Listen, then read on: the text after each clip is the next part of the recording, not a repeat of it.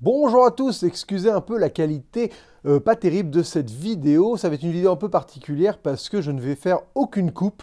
Voilà, je suis en plan séquence, je suis au travail et j'ai très peu de temps et j'ai quand même envie de vous parler de ce premier épisode de The Mandalorian, donc la nouvelle série Star Wars disponible sur Disney+, que j'ai piraté comme un sagouin parce que je suis incapable d'attendre le mois d'avril pour découvrir cette série Star Wars.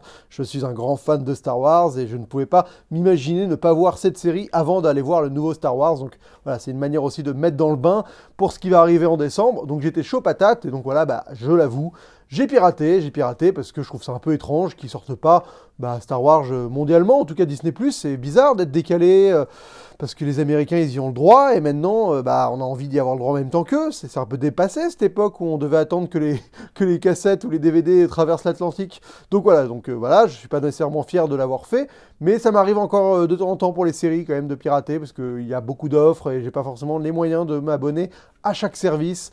Donc voilà, ça arrive, hein, beaucoup de gens qui regardent les séries regardent aussi les séries en les piratant parce que c'est aussi le seul moyen de les voir. Bref, c'est un très long disclaimer et donc c'était pour vous dire que maintenant on va parler du premier épisode de The Mandalorian, donc la nouvelle série sur Star Wars. Et qu'est-ce que je peux vous dire à part le fait que ça m'a trop fait kiffer quoi. Honnêtement, c'était tout ce que je voulais voir dans l'univers de Star Wars. C'est-à-dire que là, on est sur un western. Clairement, la première séquence, c'est un début de western. C'est un mec qui rentre dans un saloon et qui vient arrêter quelqu'un qui a une prime sur son dos, quoi. Donc, ça fait tellement du bien. Je me dis, putain, mais Star Wars, déjà, à la base, quand tu reviens à l'essence même de Star Wars, c'est un western, c'est un film de sabre japonais, enfin, de samouraï. C'est ça les inspirations premières de Lucas sur la première trilogie. Et là, tu retrouves en fait cette espèce d'essence, cette espèce de chose qui est limpide, quoi. Oui, Star Wars, c'est des gens dans l'espace qui agissent un peu comme dans les westerns, comme dans les cowboys. On découvre de nouveaux horizons. Il y a des hors-la-loi, il y a des chasseurs de primes, il y a des contrebandiers. Enfin, il y a cette espèce d'imagerie du western qui était là à la base et qui fait que les premiers Star Wars, on les a aimés aussi pour ça, tu vois, il y a vraiment un rapport avec même le cinéma de John Ford, hein, qui était vraiment cité par Lucas dans les premiers Star Wars, dans la manière même de mettre en scène. Et là, le Mandalorian, mine de rien, s'inspire un peu de cet héritage-là, et ça fait tellement du bien, parce que, mine de rien, les derniers Star Wars au cinéma, ça avait quand même pas vraiment eu l'air de ça. Enfin, je veux dire, la prélogie, ça n'a rien à voir avec ce délire-là, on est vraiment dans autre chose, et les derniers... Il n'y a pas vraiment cette espèce d'essence western. Il y avait eu ça dans Solo un peu, et finalement Solo j'avais quand même bien aimé, et un peu aussi dans Rogue One, il faut l'avouer. Donc rien que de base, moi tu m'as acheté sur la première séquence, c'est bon, je suis déjà totalement hypé pour ce qui va se passer par la suite. Au-delà de ça, je vais le dire souvent, ce fameux au-delà de ça, ma transition facile, le personnage principal, j'adore son design, voilà, on est sur un chasseur de primes, on commence à comprendre cette espèce de mythe qui va entourer ce personnage, cette espèce de guilde de chasseurs de primes. Ils ont évidemment le look plus ou moins d'un Boba Fett ou d'un Joba Fett, et on verra peut-être jamais son visage, et ça c'est quand même assez intriguant. Ça me fait plaisir de me dire qu'on a un personnage principal dont on va découvrir le visage peut-être très tard dans la série. Donc dès ce perso, même s'il est un peu taiseux, il parle pas beaucoup, ça me tente, ça me parle, j'ai envie d'en savoir plus sur ce mec-là, j'ai envie de le suivre dans ses aventures.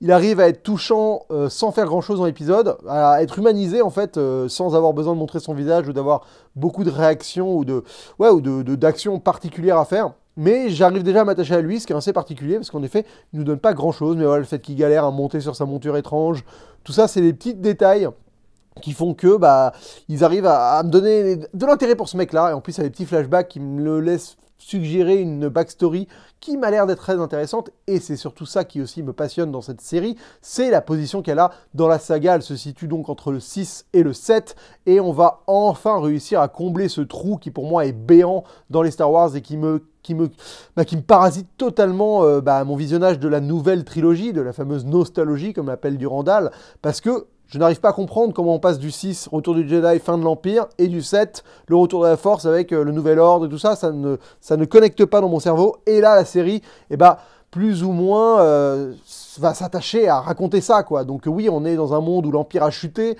on a des petits détails comme ça qui viennent de nous expliquer que la monnaie de l'Empire n'est plus valable, le vaisseau du mec, c'est l'époque avant l'Empire, donc on fait une petite référence à la prélogie. Voilà, on est vraiment sur une série qui va nous permettre une transition entre le Star Wars qu'on a tous aimé, qui est donc la trilogie originale, et la nouvelle trilogie, qui est un peu plus compliqué à aborder. Et là, voilà, on va enfin avoir l'espèce de chaînon manquant.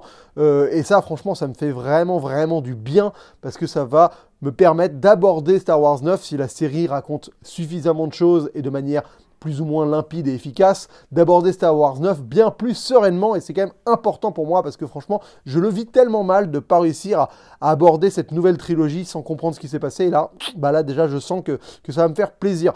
Encore une fois, je vais dire au-delà de ça, mais je l'ai déjà dit précédemment, je vais utiliser, et aussi ce qui m'a plu dans cet épisode, c'est le côté, palpable de l'univers, voilà, on est dans des villes, il y a un côté, on est dans une échelle humaine, on sent que, vu que c'est pas un gros blockbuster, c'est un gros blockbuster pour une série, mais on est sur des registres un peu plus minimalistes, façon de parler, parce que c'est quand même assez impressionnant ce qui s'y passe, que dans les films, et on est, on va dire, à échelle d'homme, et ce qui permet d'avoir une ville qui grouille, par exemple, on est dans la ville avec les mecs, et on sent que ils n'ont pas eu une espèce de déferlante d'effets spéciaux, ils ont essayé de créer des figurants avec des... Il y a une forme de, voilà, je vais dire, la direction artistique, et à l'image de ce qu'on voulait voir dans cette nouvelle trilogie, et donc c'est plutôt cohérent, beaucoup de choses qui sont faites réellement, des vrais masques, des vrais maquillages, des vrais animatronics, et donc ce monde-là, il est vraiment, encore une fois, c'est le mot palpable.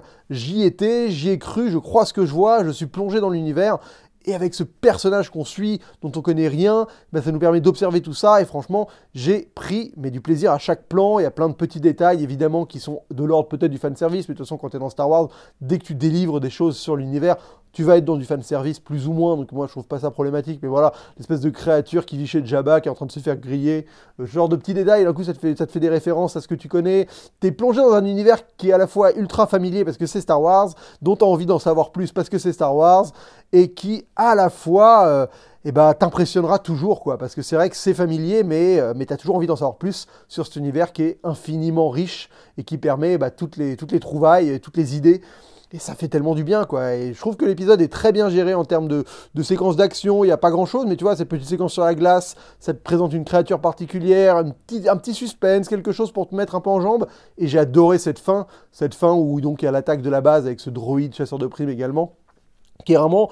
là, une référence totale à du western, on est dans du Fort Alamo, ou même dans du Sam Peckinpah un peu, avec cette fusillade qui est, encore une fois, filmée de manière... je veux dire, toute la mise en scène, ça essaie pas de faire de l'esbrouf, quoi. On est dans l'efficacité, dans l'immersion, t'es là avec le perso, il y a des tirs de blaster, ça fonctionne bien, c'est bien, quoi. C'est vraiment une série que j'ai trouvée très très juste pour le moment. Pour moi, c'est ce que je voulais voir, une série qui en fait pas des caisses, qui suit un personnage, qui a une espèce de note d'intention qui est de te proposer un western galactique, et tu vas suivre ça pendant 10, 8, 9 épisodes, je sais pas, mais l'intention, elle est claire, quoi. Elle est claire, et honnêtement, c'est le ton que je voulais, quoi.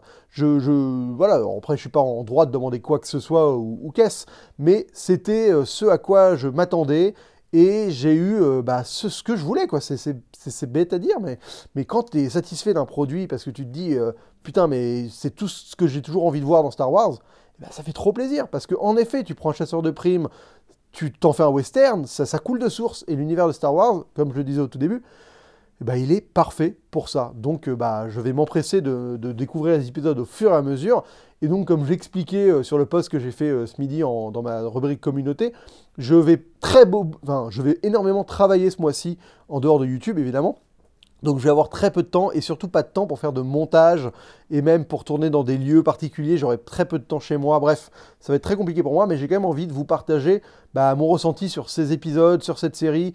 Pareil pour Watchmen, ça fait partie de ces séries que j'ai envie de suivre, de vivre un peu l'aventure avec vous, et que ma plateforme, ma chaîne soit aussi un lieu de débat, d'échange, et que vos commentaires m'enrichissent. Parce que sur Watchmen, par exemple, les gens qui commentent m'apportent énormément sur le visionnage de la série. Donc j'avais envie que ce soit pareil sur The Mandalorian. Donc excusez-moi pour la qualité moindre de ces vidéos, l'image est pas belle, je fais une seule prise, ce qui est assez particulier, parce que je vais avoir des moments où je cherche mes mots, des redites. C'est un exercice de style, prenez-le comme ce que c'est, quoi. C'est pas une volonté de faire du putaclic ou de surfer sur l'actualité ou quoi que ce soit. C'est vraiment une volonté de partager de manière viscérale et spontanée mes impressions sur une série qui me passionne et un univers que j'aime éperdument, qui est Star Wars. Donc voilà, vous le savez, vous êtes là pour ça. Enfin, je veux dire, vous n'attendez pas à quelque chose d'autre que ce que je propose avec cette vidéo sur tous les épisodes dont je vais parler dans ce format-là, quoi. Voilà. Peut-être qu'à terme, je ferai une vidéo bilan, travaillée, où j'essaierai de comprendre fondamentalement les choses en me posant, en mettant du montage, en faisant des comparaisons justement avec les films que j'ai cités, les westerns, tout ça. À terme, oui. parce que j'aurai le temps vers mi-décembre, mais jusqu'à mi-décembre, je suis sous l'eau, donc je préfère faire des petites vidéos spontanées comme ça. Et écoutez, je pense que c'est aussi agréable à écouter, et ça fait plaisir aussi. On parle de Star Wars, de toute façon, entendre quelqu'un parler de Star Wars, moi je prends, hein. Franchement je prends. Voilà. Donc je pense que j'ai pas grand chose d'autre à ajouter. Si, Werner Herzog était dans l'épisode, et c'est tellement classe de voir Werner Herzog, quoi. Putain, le mec il dégage tellement du charisme, et voilà, enfin là ça me fait plaisir de voir déjà les restes de l'Empire, quoi. Enfin, je reviens un peu sur Star Wars à la fin, c'est de l'impro sur cette fin de vidéo, mais de voir ce qui reste de l'Empire, des Stormtroopers dégueulasses. On sent que voilà, là je suis dans l'univers de Star Wars que j'espérais, que je pensais retrouver dans le set. Avec un empire qui n'existe plus, il reste des miettes à droite à gauche, des mecs qui continuent d'être pour certains clans, certains anciens généraux, des trucs comme ça, mais il n'y a plus une espèce de centralisation de toute cette masse de monde et de force qu'est l'Empire et qui deviendra le nouvel ordre. Je sais, la transition, elle va m'expliquer cette série, et ça c'est vraiment super chrome, super génial, j'allais dire super chrome, mais ça se dit pas, donc nickel chrome, en fait c'est ça qui se dit. Voilà, bah écoutez, merci beaucoup d'avoir suivi cette petite vidéo jusqu'au bout, comme je vous disais, soyez indulgents sur la forme, privilégiez les quelques choses que je peux dire sur le fond, et surtout enrichissez cette vidéo dans la section commentaires. Ça me fera un grand plaisir de lire tout ce que vous avez à dire sur ce premier épisode de The Mandalorian. Pour ceux qui l'ont vu, ceux qui attendent la sortie française, bonne chance à vous, parce que honnêtement ça va être compliqué quand même de passer à côté de cet événement qui, à mon avis, va faire du bruit tout le mois de novembre et décembre. Voilà, mais des fois il faut savoir aussi mettre sa morale dans sa poche et courber les chines pour voir les programmes qu'on a envie de voir, quoi. Je trouve ça tellement bizarre qu'il l'ait pas sorti mondialement. Je trouve ça grotesque. Après, peut-être qu'en termes d'infrastructure, c'est compliqué, mais c'est à l'heure actuelle, c'est vraiment de la merde de faire ça de la part de Disney. Donc, voilà. Je pirate comme un sagouin. Et j'en suis pas très fier, mais quand il faut, il faut. Quand il faut, il faut. Et ouais. Merci beaucoup d'avoir regardé cette vidéo jusqu'au bout. On se retrouve très vite, d'ici une prochaine. Et kiffez votre life. Bonne toile!